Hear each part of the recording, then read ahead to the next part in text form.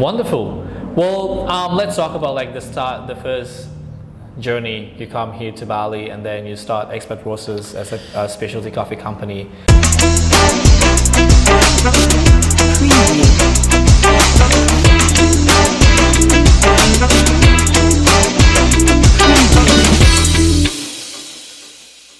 Hey guys, welcome to the first episode ever of Expat Roasters podcast. My name is Charles, and then I'm glad that I'm today with the one and only legend, Shae Macnamara. How are you doing? Thanks, bro. Good. How are you? Good, good. Well, it's pretty great now here in Bali, like the situation and all that. How are you feeling right now with that? It's good. I think Bali's great at the moment. Like it's, they're definitely showing the best parts of Bali at the moment. Right. We've got a little bit less traffic on the roads, Yep. definitely without international tourism, but it's nice, man. The beaches feel beautiful again. The restaurants are all really, people have stopped and looked at their businesses, their cafes, their restaurants, the hotels to see Right. what they can do. And I think, when international tourism comes back, it's going to be Exactly. bigger and better than ever. Yeah. How are like Expat Roasters going right now? We're going good. Yeah, Right, we're going all right. nice. It's been a hard couple of years, but we've definitely we've been blessed. Right. We've had some great customers. Not only the customer support from domestic tourism coming into the cafes, but also with our wholesale accounts has been really we've been really Basically, lucky to have some great businesses that we partner with. Right. Well, so Expat Roasters Spill the Beans episode is gonna talking about tips and tricks. We're gonna talk about like all coffee related topics, and we're gonna share a lot of stuff about specialty coffee. So for everybody that listening to the podcast right now, we really encourage you to listen to the whole section because we're gonna talk everything about specialty coffee. But specifically, we're gonna talking about the journey of Expat Roasters with Shae Macnamara today. So Shae will share to you guys about everything of like the journey starting from opening in Bali and then the concept and how it's started. So maybe you want to introduce about yourself first, about your championship. I know you're number one, but yeah, I don't want to talk about that, but I'll let you talk to the audience about that. The journey really started for me when I was in school. I used to go to cafes, and I didn't like the taste of coffee. Why? But I used to love being in cafes. I used to love the environment. Right. We used to sit there. There used to be a group of us that used to go, all the time to a place called Cafe Q. And I used to sit there. I used to watch the barista, a bit in awe of what she was doing and how she controlled the station and the smells and the beautiful environment of a cafe, the social aspects of a cafe. I just loved. So I started off drinking hot chocolates and then moved to mochas and then tried cappuccinos and then to the point of Then you're starting to explore basically about coffees. Exactly. And I pushed myself to really start to drink coffee even though I didn't like the taste at first. It was because I knew that there was something about it that I just loved and I wanted to be part of. And then one day I was working at school. I was working in a pizzeria and I was washing dishes and doing deliveries and things like that. And a coffee rep came in and said, "Who wants to learn how to make coffee?" And the rest is history. Really, I've gone and done a couple of coffee courses since then. Right. I ran hundreds of coffee courses probably. Nice. But yeah, it's been an interesting journey anyway. From not liking coffee too much, right through to competing on the world stage and doing running competitions, judging competitions, competing in competitions, and then landing here in Bali. Yeah, nice. Then how the first time when you joined the competition, you feel a little bit of like anxious of, oh my god, why am I here? Or you feel excited of that? Yeah, well, competitions are amazing. I used to run a lot of competitions and I used to be part of them and I used to judge them and I remember one time there was a time where I gave a bit of a Braveheart speech on people should go out there and they should push themselves out of their comfort zones and put their ego aside and enter these competitions. Exactly. And anyway, my wife said to me afterwards, so why aren't you doing it? And called me straight on it. So, and I don't. I like a challenge, I don't like. Don't challenge me. So don't if you challenge me, I'll be doing it. I have to do it, So and that was for the in 2014 for the Coffee and Good Spirits. Yep. And I went down to Melbourne and competed, and that year I came second to Matt Perger, who went on and he won the world competition that was hosted in Melbourne.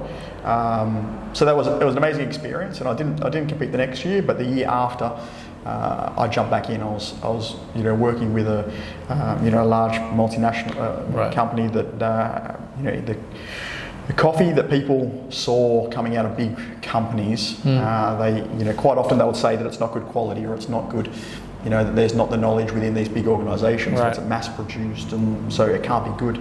So I wanted to compete in something that had coffee from that company, and I wanted to take on the Australian scene, but also the world stage. And I loved coffee and good spirits, mixing alcohol and coffee, so it was specialty coffee, but also adding the other elements of alcohol in there as well. And I went and there was the Australian competition. I went down to Melbourne, and there was an all-star lineup that I was up against. Like it was. And how's the result? Every rock star of the coffee industry. So I was extremely nervous in going in there. I had some great support. The team around me that I was working with, Grinders Coffee, and the team, a lot of the team from New South Wales flew down to Melbourne to watch. The crew from Rancilio that were there, that were in Australia from Italy, they were all around, and we had. So basically, Australia would come to Melbourne just to support you. It was quite a lot of pressure running on the competition, but I ended up coming first in that competition. Nice. And second place was a guy called Mikhail, who is an Indonesian, who I've since got to know a lot better. And he's gone on to compete, and he's done extremely well for representing Indonesia in the barista competitions as well. So, but basically, out of that, you were number one, right? Yeah, so number one in Australia. Nice. And then went to the world stage, competed in Shanghai. With a clear goal of sitting on the in the top 6 and competing right through to the finals. I did that, came 4th in the world. Nice. And I had a lot of people say to me, they've never seen someone so excited to come 4th. But you just out to be. It was an amazing experience. Like I to be part of the best and some of the best coffee professionals around. I had. Sasha Sestig watching, Caleb Char watching. I had Hidden Norwich, so some of the legends of the coffee industry that were there in support, and either giving me words of advice first, or giving me a bit of coaching, or giving me just a cheer from the crowd. So that means that you never stop learning. It was amazing. It was amazing to learn, to grow through all that experience, and then to be able to share from there. So. Exactly. Wonderful. Well, let's talk about the first journey. You come here to Bali, and then you start Expat Roasters as a specialty coffee company. You just shared to the audience about the first step that you had to Bali, and then decided to actually come out in your mind that say I'm gonna make coffee company. And the funny thing was I was doing some consulting here in Bali, and that was. And it was just helping out someone with their cafe. They already had the best cafe in Bali, one of the best that I'd seen, but they wanted to extend the coffee offer and how to make it even better. And so I spoke to a lot of coffee roasters around Indonesia, and I spoke to a lot of professionals to see where we could get support. Right. If there was anyone who could really get the farm right through to cup journey and help us with that.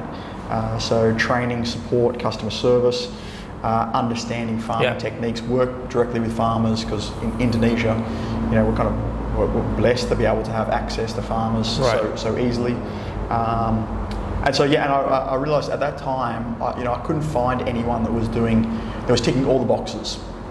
And so it was a moment of I could stay in Australia, or I had one child who was young, and Lennox was only he was only young, so it was the time to move if we were going to ever move. And so we did it. We made the move to Bali. We thought Bali was the place to set up and base ourselves to access Indonesia. Right. It was good community, good lifestyle here. So, and we had access to the whole of Indonesia so easily. So that's great. Was there any strugglers or stuff when you first time? Definitely. There's always struggles, but every struggle is a learning experience. It's every different challenge there comes, you learn and you grow from. So, things that were were struggles at first, or landing in Bali and understanding the culture, understanding people. A little bit of that culture shock as well, like here when you first time came. Definitely. It's everything from the roads to understanding. Small gang. Exactly. Getting through the small gangs on your motorbike, but also just understanding things like the different religions and how they impact in day-to-day activities, and the holidays and ceremonies. And in Bali, it's amazing to see the aspects of religion that come out every day. Whether it's through your venues or the people or interactions. Yeah. So I think just different challenges from all aspects. Exactly. But setting up a business anywhere in the world is hard. Setting up a business in a foreign country is harder. But finally you're here. I'm glad we did it. That's exactly. For sure. Yeah. All right. I heard that the first time when you guys opened Expat Roasters, I think I remember that was in Kayu, right? Mm-hmm. You guys serve hundreds, thousands of cups of coffee, basically. Hundreds of thousands, it was millions of cups of coffee. We had a great, our first cafe that we set up here, we had next door to Sisterfields, in Seminyak. Yeah.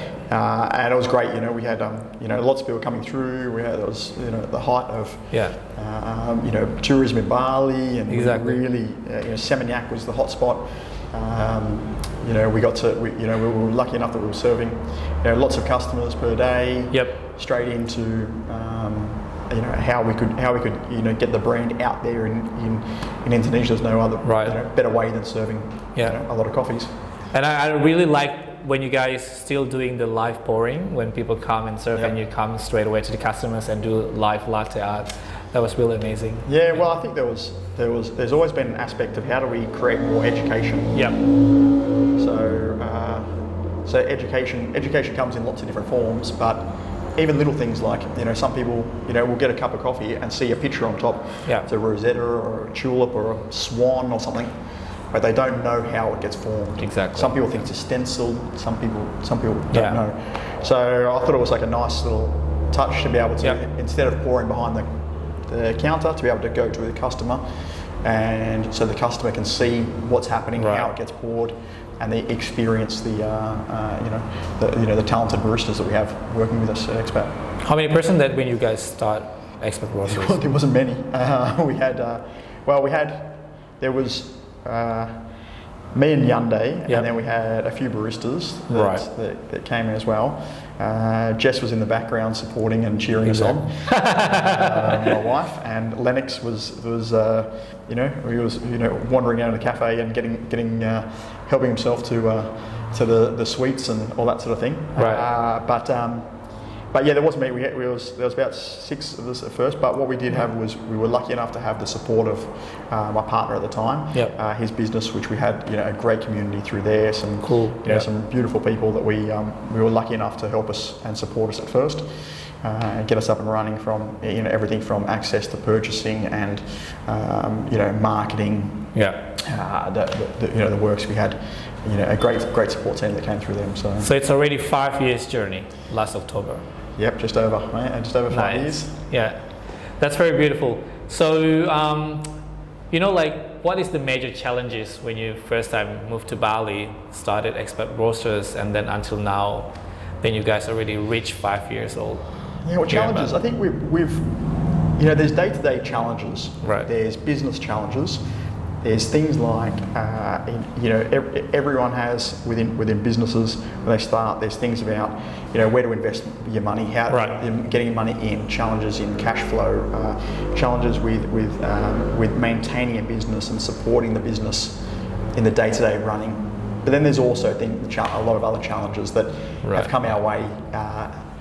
Since we started, we've had volcanoes, we've had floods, we've had earthquakes, we've had and then everything else. And then COVID came. 2020, COVID came, and really sort of took the wind out of everyone's sails quite a lot, but also gave everyone time to reflect and grow and each challenge has come with a new understanding of how to grow business in different directions. Yeah.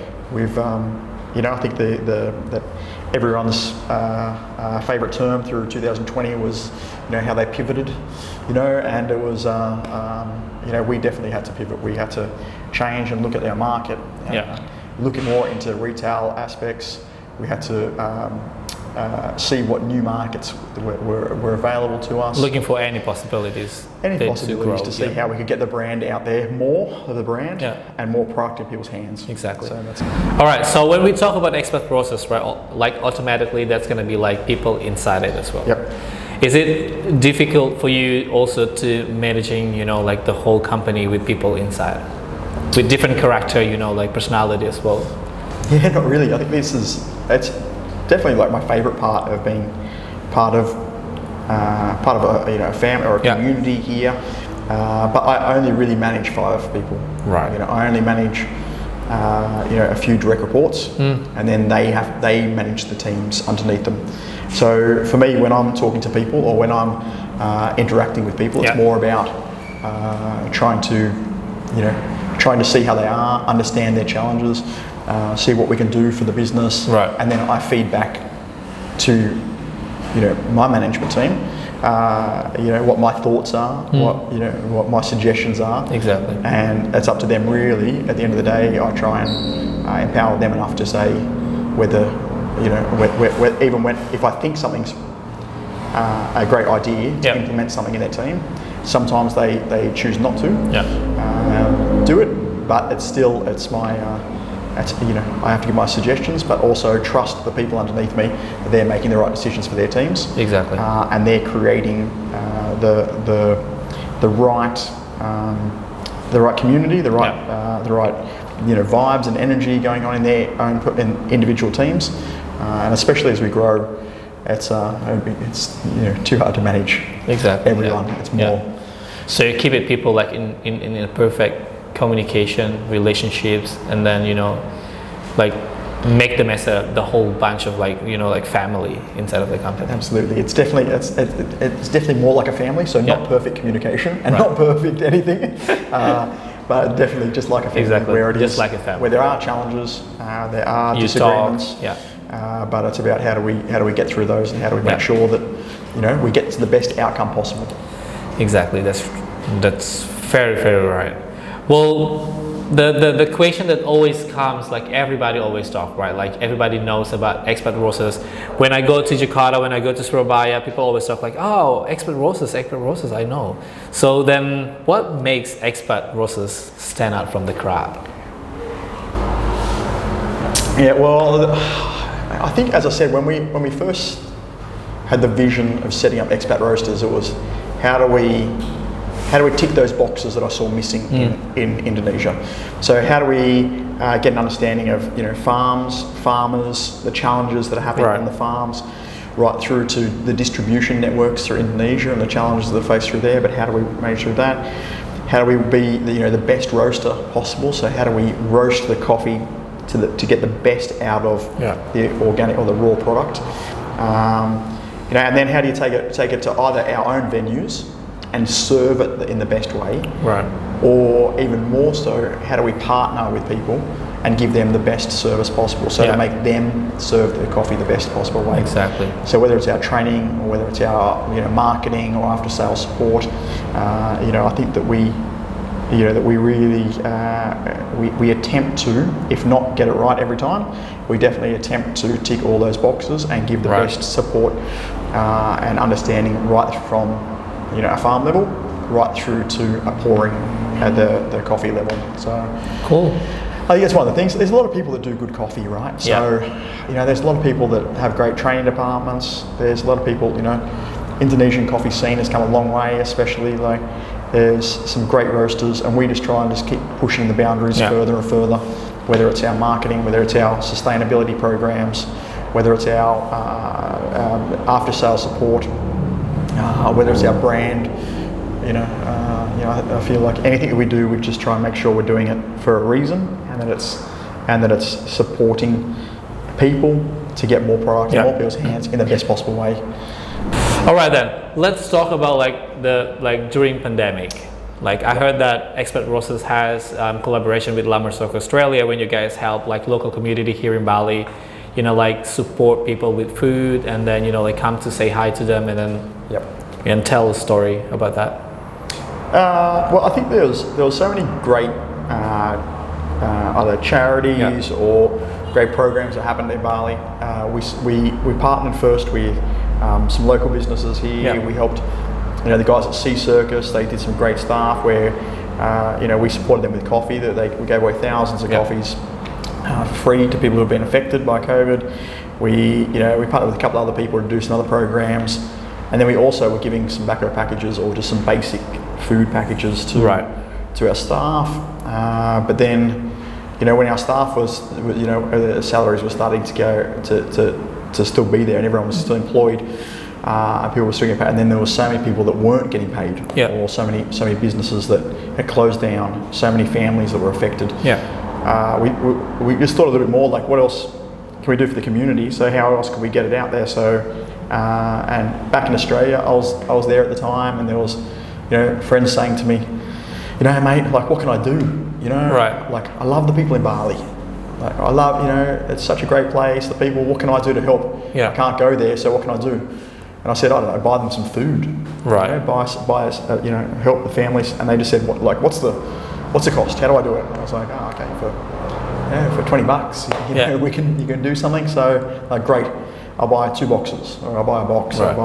And then we had some great people that we partnered with. Lamersok in Australia were really generous to support with a day in their cafe, where all proceeds went towards buying boxes of food.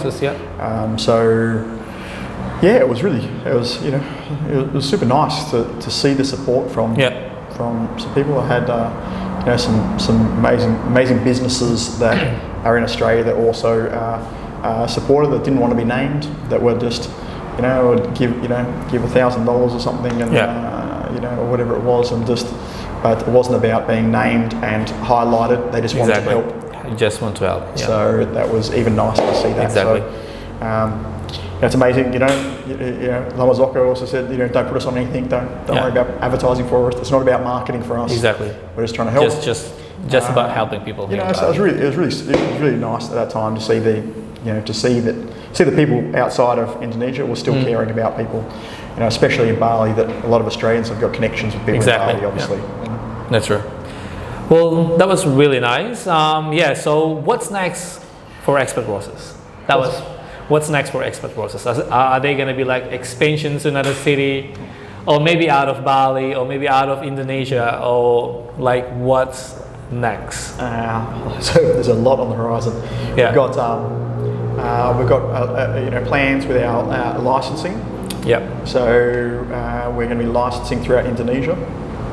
So cafes. So you'll see some more Expat Roasters cafes popping up next year in 2022. You want to spill where exactly the area is, or keep it secret?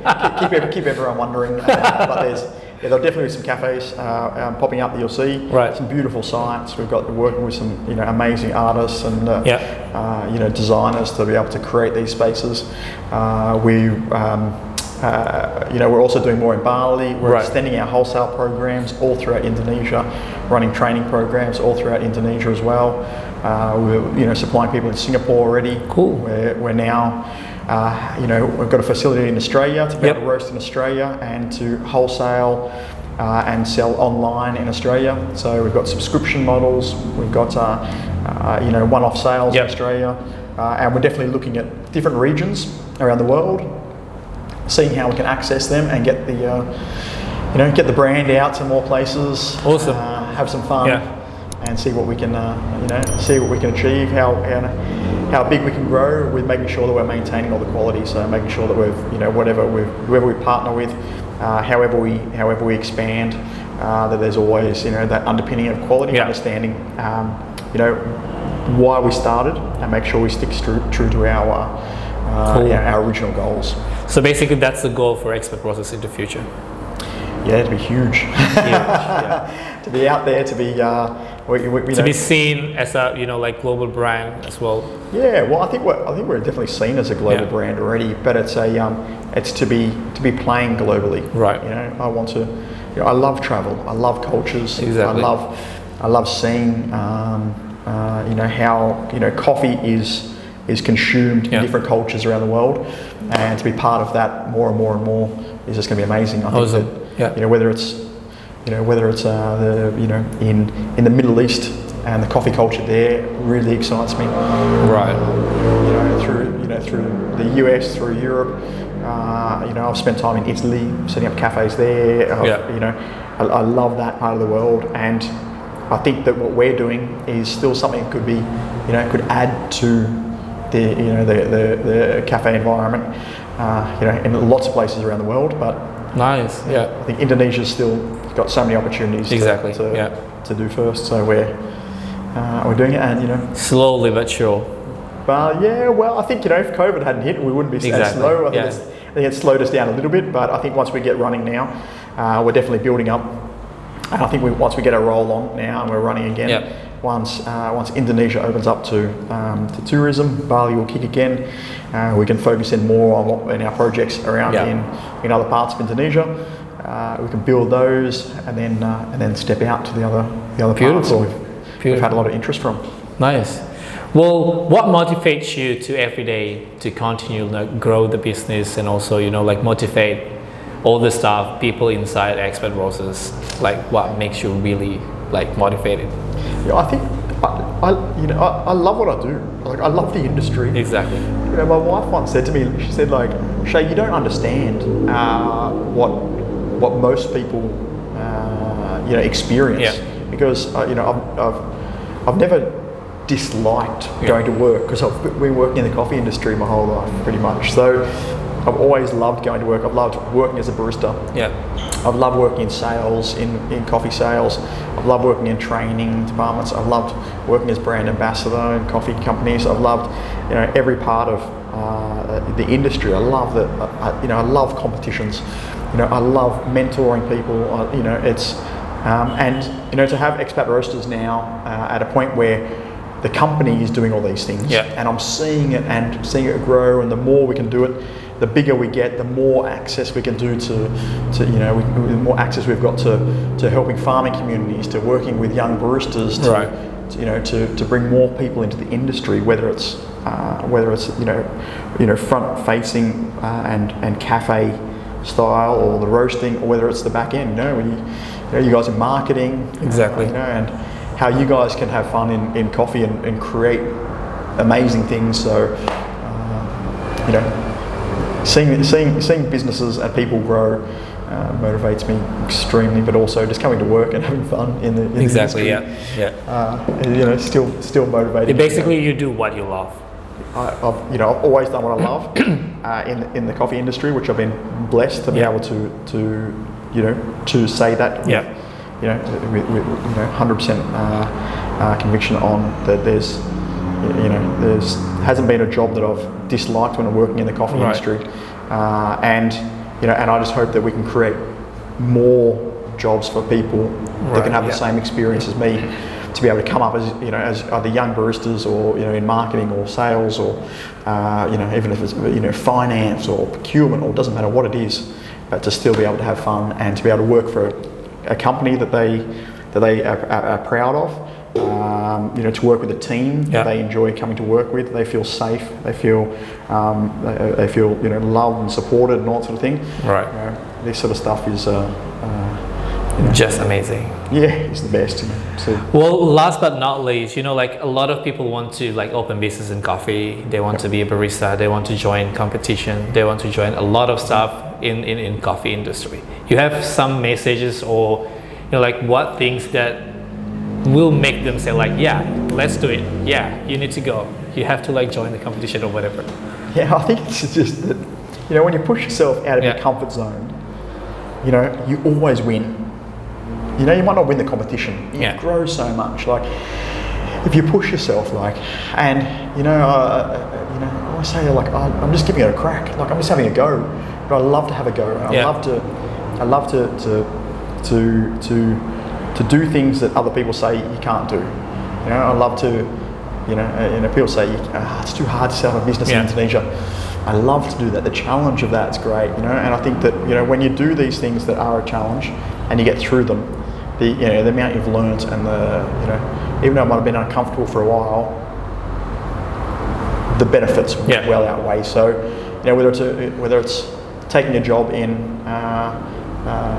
in a cafe that is a really great cafe that you think you might not be quite good enough or talented as a barista or experienced as a barista for. If you got the opportunity to work for them, work for them. Exactly. There's a Richard Branson quote.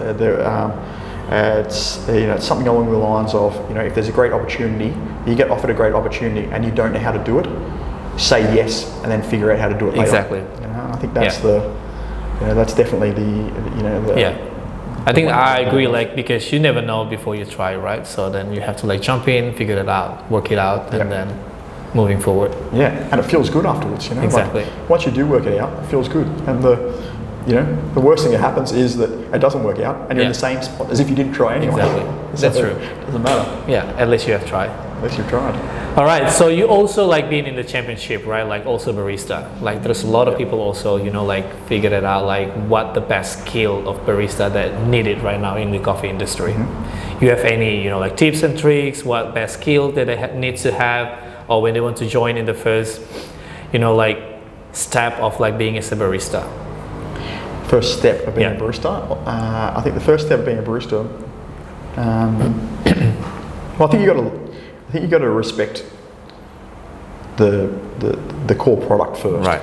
So a lot of baristas come in and they want to pour a beautiful swan or some great latte art straight away. And I think that although that's a great part of the one of the great parts of the industry, pouring latte art and designing beautiful art actually, on a beverage. I think the most important thing is still to really just understand the coffee first. So understand extractions, understand the machine, what's happening with the machine, with your grinder, what's happening with the coffee, with the age, with the origins, with the processing methods, how that affects the flavour, and to be able to try and extract the best flavours out of the coffee first, and then all the other stuff comes. So, latte art will come. Exactly. Exactly. Learn from the basic first. All the flair will come. Yeah. And I think also we need to remember at the end of the day, it's customer service, and we're in hospitality. We need to be hospitable. And there was a phase where baristas went through this thing where we called it barista-tude, where there was a bit of an attitude from baristas. Yeah. And it always used to drive me crazy because in hospitality we need to be hospitable. We need to be welcoming. We need to be if people want a coffee served a certain way, even if you don't agree with it, just make it the best you can possibly do for that. And that's even if you don't agree with it necessarily, I believe that if someone's paying for the product and that's what if someone wants an extra hot soy decaf latte, right? Yeah. And you're a barista and you think that that's not cool to do or something. But doesn't matter, man. Just make it the absolute best extra hot soy decaf latte you can make. Right? Make it the best experience for that person possibly. And I think that once you sort of take that attitude, that everything comes through from there. Yeah. Customer oriented, basically. Customer focused. That's at the end of the day, the customers.